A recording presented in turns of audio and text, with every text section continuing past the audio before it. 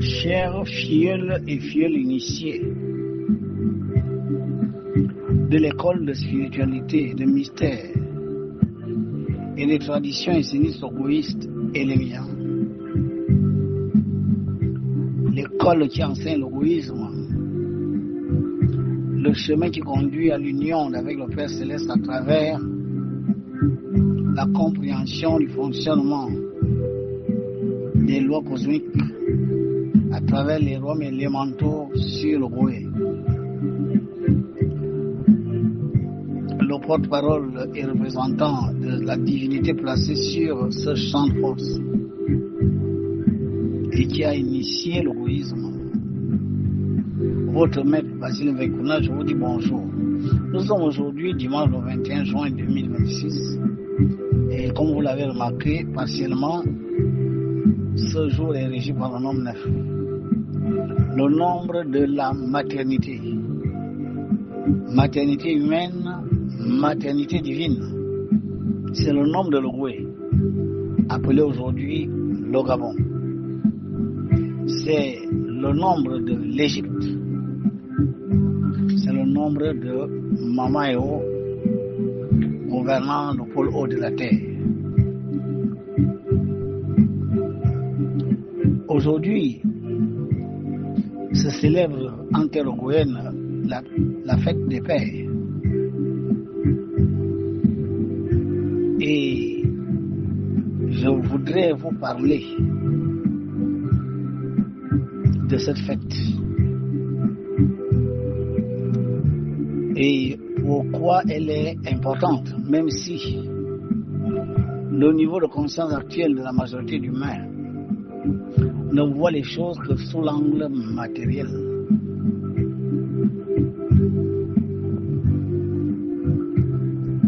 Vous dites aujourd'hui bonne fête papa.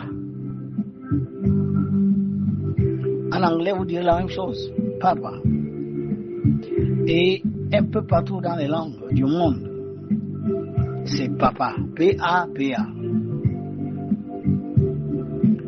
Le numérologue séphirotologue comprend le fonctionnement des lois cosmiques, la circulation des énergies dans le monde du Père Céleste, du système solaire et même le cosmos par les nombres. Les nombres sont des véhicules, les nombres sont des forces, les nombres sont des connecteurs. Les nombres sont des portes qui s'ouvrent vers l'infini, vers l'éternité. Le nombre vous ouvre les portes des mystères de l'âme et de l'esprit. Voilà pourquoi vous devez être très sérieux dans l'étude numérologique des nombres.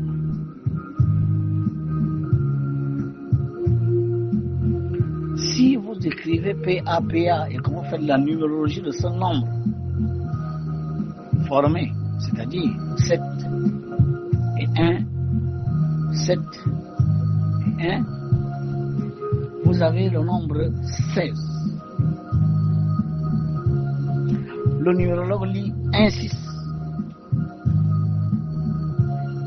Or, pour un numérologue, c'est philotologue, le 1 symbolise la triade, le Père, créateur de toutes choses. On l'appelle le Père parce que il s'agit de la fusion énergétique d'Osiris, les énergies du haut, d'électricité, souffle de vie, et de Isis, énergie du bas, le magnétisme et la matière. Osiris est le Père. Mais on l'appelle le Père parce qu'il canalise la vie. La vie est donnée par le Père, le Papa. Dans la symbolique de la création, c'est le spermatozoïde qui contient la vie. Et il transmet cette vie à l'ovule. Et cette transmission crée la fusion entre les deux cellules qui ne deviennent plus qu'une seule. L'œuf qui explosant donne le poussin, l'enfant, le fils. Papa symbolise donc la vie. Il transmet la vie à maman. Et cette vie invisiblement transmise va émerger visiblement à partir de maman.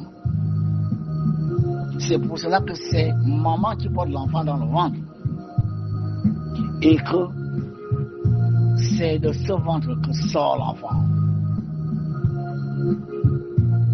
Le papa transporte la vie. Enfant du monde entier.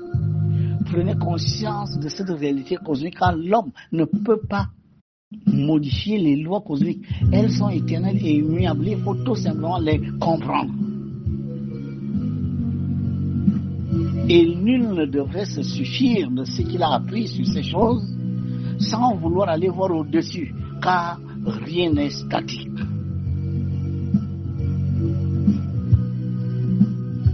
Le nombre 1 et 6 symbolise la triade venant se manifester dans la sphère du soleil, représentée par cette étoile qui est là-haut. Le nombre 6 est appelé Christ, Fils de Dieu. Le Fils symbolisant la manifestation du Père dans une autre conscience. Le Papa est donc la manifestation de l'énergie du Père. Dans une famille, c'est Papa qui porte le Logos. Les philosophies humaines qui veulent aujourd'hui dire la femme égale l'homme, la femme ci, la femme ça, non. Il faut comprendre le fonctionnement énergétique, le Père créateur. Osiris transmet la vie à Isis, ça donne Osiris. Le coq transfère la vie à la poule, ça donne le jaune et le blanc de l'œuf. La poule garde l'œuf dans son ventre et donne naissance à un poussin. C'est comme ça que ça fonctionne. Respectez vos papas. Si vous êtes en vie aujourd'hui, c'est d'abord eux, avant maman. L'Esprit de Dieu voguait au-dessus des eaux. Il n'y avait pas création. Pour quelle raison les eaux n'avaient-elles rien créé avant que l'Esprit de Dieu, le souffle de vie, la parole, fusionne avec les eaux primordiales, la kasha. Comprenez les choses par la compréhension des lois cosmiques et non des philosophies humaines, créées de toutes pièces parce que les uns veulent se montrer intelligents, intellectuels, d'autres veulent devenir l'ivresse. Non, la connaissance, il faut la chercher en haut.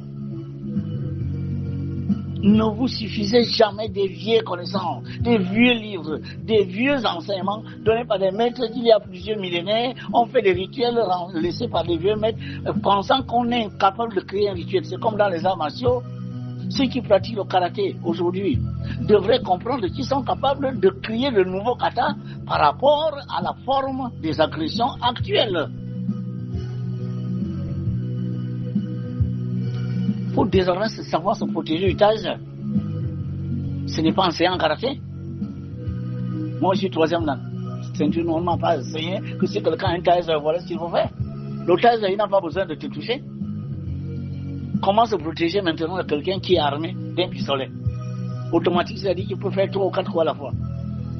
Il rate le premier, il appuie toujours sur la gâchette, il vous tire 3 ou 4 fois dessus. Comment faire? Le karaté aujourd'hui doit réfléchir là-dessus. Comment se protéger des agressions psychologiques qui ont changé de forme? Avant, il suffisait d'une seule injure. Aujourd'hui, on prend votre photo, vous êtes nu, on balance dans les réseaux sociaux et le monde entier vous voit nu. Contre une telle agression psychologique, le karatéka doit être préparé. Est-ce qu'aujourd'hui, dans les dossiers de karaté, on enseigne ça? Non. il faut adapter la défense à l'attaque.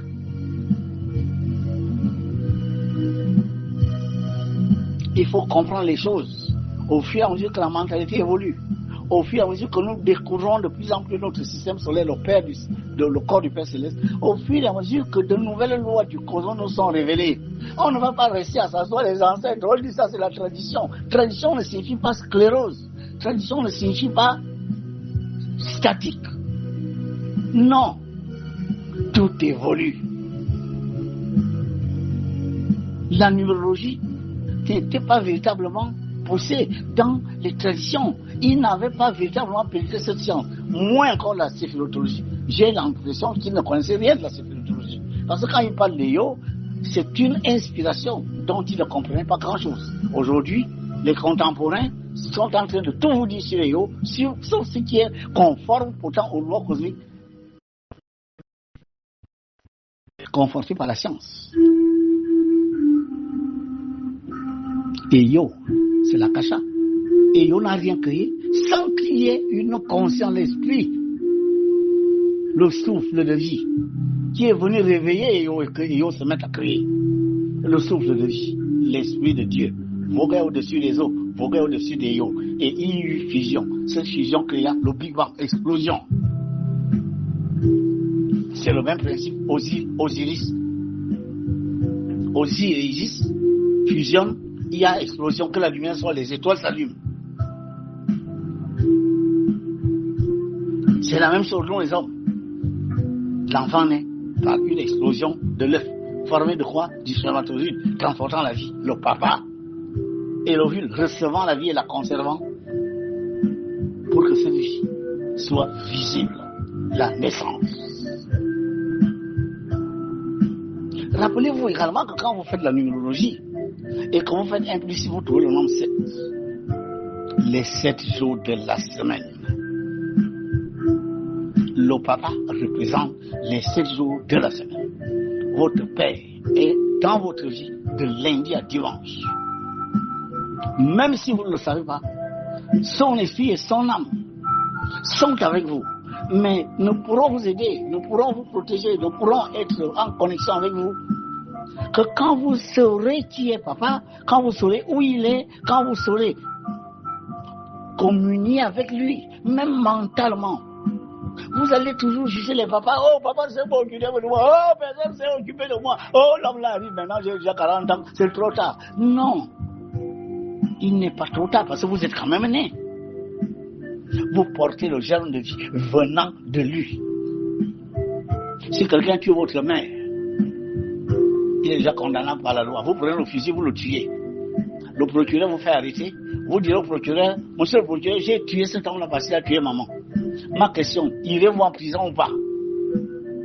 Si vous me dites, le procureur va dire, laissez-le partir. Alors, on va vous dire à quoi sert la loi selon laquelle nul ne doit se faire justice lui-même. Le procureur va vous montrer cette loi. On ne se fait pas justice soi-même. Vous jugez à la place du Père Céleste. C'est vous qui devez les juges, les procureurs. Vous jugez tout le monde. Vous dites chaque fois ce que quelqu'un n'a pas fait de bien. C'est vous qui êtes bien placé pour voir ce que quelqu'un ne fait pas de bien. Rarement vous regardez à l'intérieur de vous. Le papa que vous condamnez là. Et vous, vous êtes qui? Pour qui est un bon papa, il faut aussi un bon enfant. Voilà. Papa, c'est le nombre 7. Les 7 jours de la semaine. Le papa, c'est la triade. Le Père Céleste, Yeshua, se manifestant dans la sphère solaire, dans la sphère Christ. Ce soleil qui nous donne lumière tous les jours. Donc, cette lumière que vous voyez là-haut, c'est la lumière de papa. Osiris est papa. Quand c'est Osiris, qui est la fusion de Osiris, les forces du haut, et les forces du bas ici. Dans les rapports sexuels, l'homme en haut, la femme en bas. Aucune autre position ne devrait être acceptée, car vous violerez là les lois cosmiques. Voilà ce que je voulais vous dire. Le papa représente les 7 degrés de l'évolution d'une âme. Et c'est son rôle de vous éduquer pour que vous preniez la bonne voie, le bon chemin pour une ascension normale jusqu'au sommet, la pyramide.